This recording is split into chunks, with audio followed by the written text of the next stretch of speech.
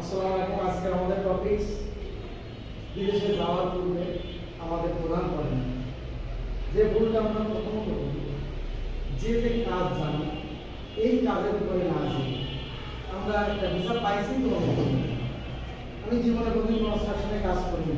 আলাদা ঘরে বললাম সকালবেলা বাপে ডালে ভাত তুলে খাওয়াই, দুপুরবেলা মাটি খাওয়াই, রাতে এসে আমার বাপে খাওয়াই।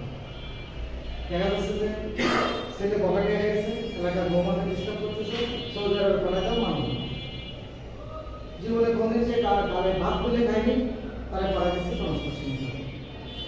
এই যে এই সমস্ত 3 মাস শিখতেছে, এরপরে কোম্পানির নামে বললাম এই ক্লাস সত্তর করে চলে এসেছে। আপনাদের নগদে 5 লাখ টাকা ইনকাম, কারণ পাড়াইতে 5 লাখ টাকা লাগাইছে।